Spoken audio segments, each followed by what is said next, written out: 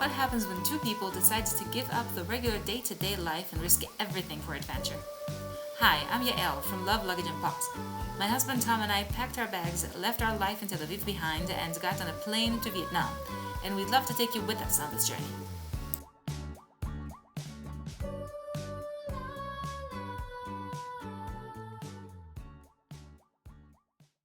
So, our last episode ended with us officially leaving our Da Nang apartment and starting our crazy 3-week cross-country tour with Noah, with the first stop being Hoi An, which is only an hour drive from Da Nang, so it was a good starting point. Of course, the second we got to our hotel in Hoi An, Tom got a message from our son's landlord letting him know that the present that he had ordered for my birthday that we have been waiting for to arrive and we're trying to get before we leave had just arrived. Tom actually suggested to rent a motorbike and go back to take it, but I said that I had waited this long for it, I can survive another 3 weeks. So he stayed with us when we traveled. Hoi An is known for its lanterns and colorful lights decorating the river, and for its tailors. The old city is filled with different tailor shops where you can basically get anything you want made for you, tailor-made for your measurements, for about $20 or $30 per piece, depending on the piece. And it's done quickly. Usually it takes about 2 days. The caveat is you actually need to be around during those 2 days for measurements and fittings, which we didn't take into account because our plan was to spend 1 night in Hoi An, then 1 night in a nearby island, and then come back to Hoi An, pick up the stuff that we had ordered, and take a sleeper bus to our next stop, Nha Trang. So that made things very, very tight. The first thing we did after setting up in the hotel was go find a tailor shop and order stuff so that they're ready on time. The measurements took some time and also got pretty uncomfortable because it was really hot and sweaty, and like people need to touch you for measurements.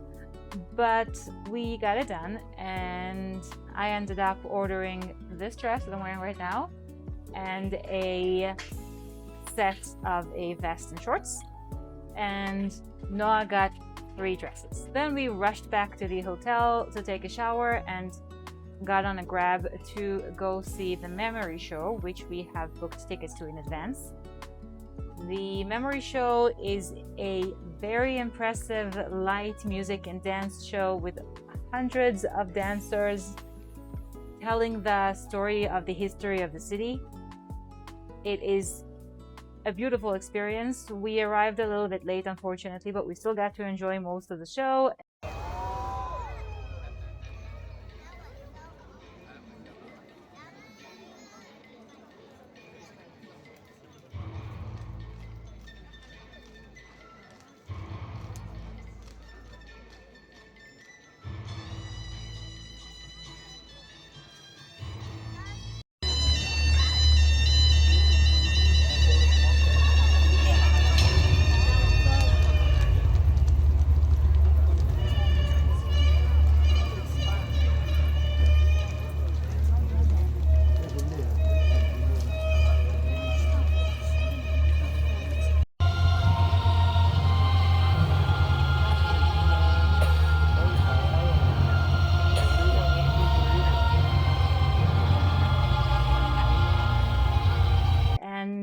It is also located inside of a park that is all covered in different types of light shows and is beautiful. So after the show, we got to walk around and see the park, and it was really nice. And Noah even won a screaming competition.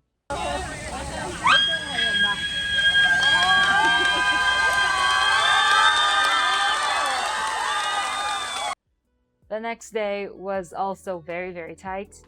We had to rush to the tailor for a fitting and then go get the boat we had booked for Cham Island. The fittings took longer than expected. The boat was supposed to leave at 1 p.m. We were asked to arrive there 30 minutes prior to that so we can check in. And when we finished with the tailor and got on the Grab, the Grab app was showing us that we were going to arrive at the pier at 1 p.m.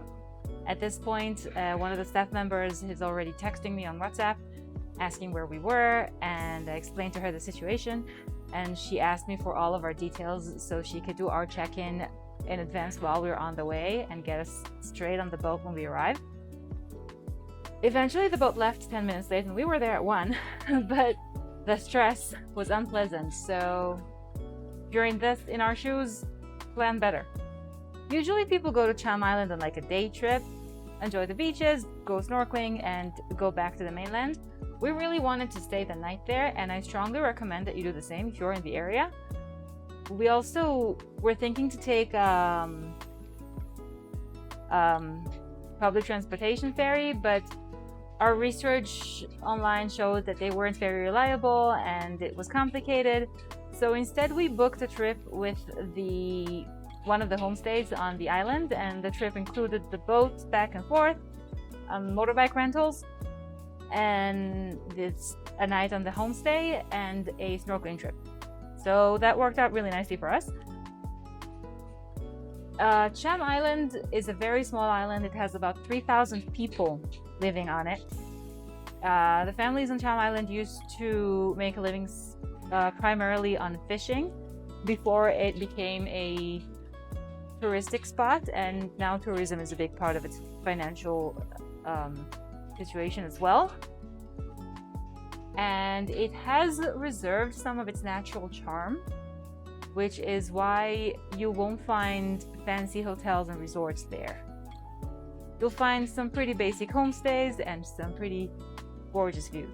So after a beginning of the day that was pretty stressful, we arrived at our homestay on the island, took 2 motorbikes, went to have some lunch, and then did the best part of the Cham Island trip. We just rode around the island on the motorbikes. Everywhere you go is a beautiful beach, or you're up on a mountain with a beautiful view. Goats walking around. Just driving around there for the entire afternoon was an amazing experience. At the end of the afternoon, when it finally got dark, we went back to the homestay, had dinner and a few drinks there, and went to sleep. The next morning, we went snorkeling, which was honestly somewhat of a disappointing experience. I was in Cham Island back in 2018, and I enjoyed the snorkeling very much. I saw all this underwater wildlife when I was there. And now, I don't know if it's because we were too close to the island itself and not deep enough in the ocean, or because the wildlife there has changed, but you could barely see any fish. So that was a bit disappointing, but swimming is fun. And then we went back to the homestay. Since we already checked out in the morning, we didn't have our rooms anymore, but they did offer communal showers at the bottom floor, which we decided to take advantage of because, as I've mentioned before, we were going to spend the next night on a sleeper bus, meaning no shower. And the only time we were going to get to take a shower again was going to be the next day at our next hotel. So we decided to shower after the beach. Then got on the boat back to Hoi An, and then had another little challenge.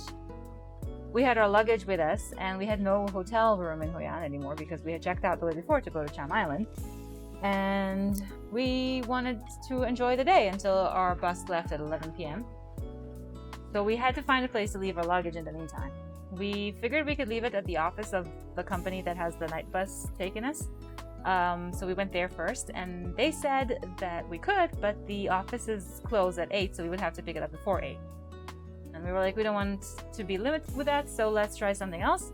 And we took our luggage with us to the same hotel we had stayed in the night before.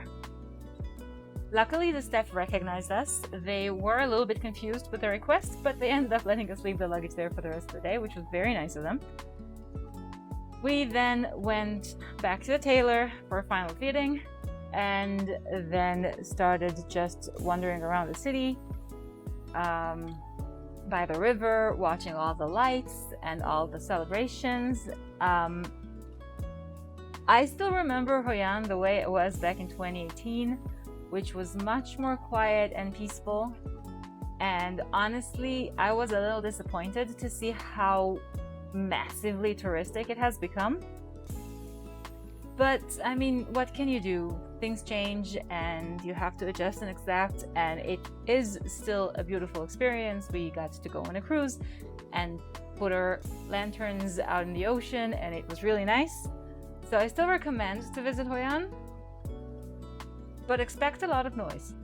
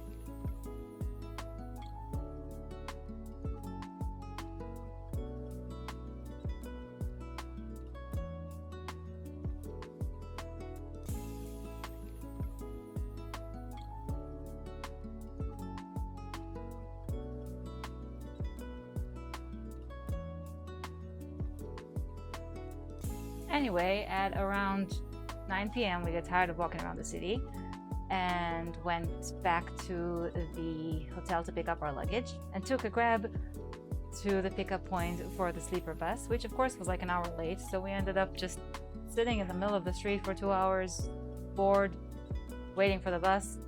All we could think of was for the bus to arrive already so that we can go on it and get some sleep. Which I did. I fell asleep right away. Tom and Noah were unfortunately not as lucky. So when we arrived at Nha Trang at 8 in the morning, they were pretty tired and grumpy. We were hoping to be lucky with the check-in to the hotel and be able to get an early check-in, but unfortunately the previous guests were still staying in the room that was assigned to us, so we couldn't check in just yet. Instead, we went to get some breakfast and rented out 2 motorbikes, and then we were debating if we should go on a trip to some beautiful waterfall at the area. And we figured it was an hour drive and we were very tired, and we decided not to at that point. So instead, we went to this beautiful rooftop pool that we were recommended to go to, and just spent the morning there waiting for our check-in time. I believe it was the best way to spend the time when we're so tired and dying for a shower, and it was good. At 2 p.m. we finally checked into our hotel room and took a shower and a nice nap. And then we woke up and Noah and I went to get a massage. Then we went back to the hotel, picked Tom up, and went out for dinner. Now, I don't know if you know this, but Nha Trang is pretty much a small Russia in Vietnam. The city is absolutely filled with Russian-speaking tourists and expats. You barely hear Vietnamese, not to mention any other languages. When you get to a restaurant, they can tell you're not Vietnamese, so they immediately give you a menu in Russian rather than English. When you try to speak to vendors and use Google Translate, they automatically translate to Russian and not to English. So we had to explain several times that we don't understand Russian and we need English translation instead. So yeah, don't be surprised if you arrive at Nha Trang and everybody seems to be speaking Russian around you. After dinner, we walked around, did some shopping.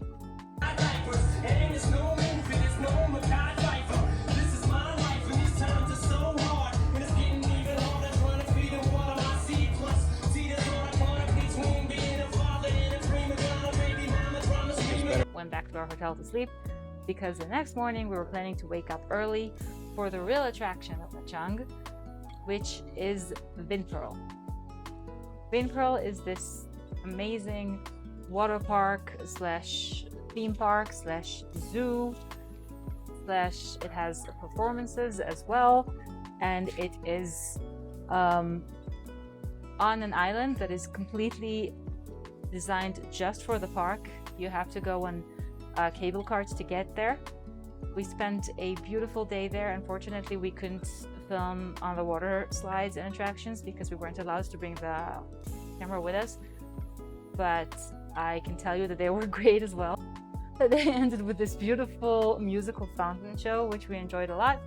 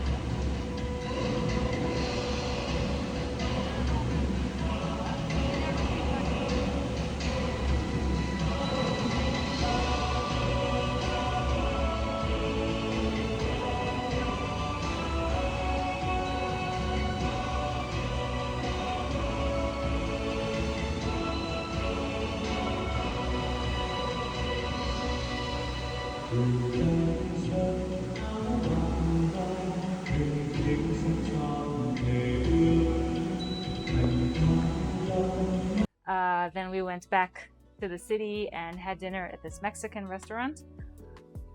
Surprisingly enough, finding Vietnamese food in Nha Trang is actually kind of challenging.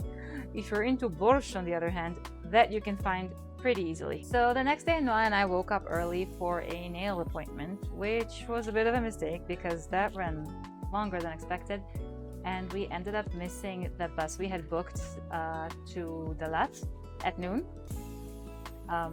It was annoying because when we realized we were running late, we tried to contact them and reschedule the bus, and they said it was too close to the time of the departure, so we can't, and we ended up paying twice, both for the bus that we had missed and for the new bus that we had booked later at 5 p.m. So again, my recommendation is plan your time better than us. But something good did come out of that, because now we had a few hours to kill after the nail appointment was done. We went to have lunch at this nice vegan restaurant, and then we went to a capybara cafe to meet capybaras for the first time in our lives. And they were just adorable.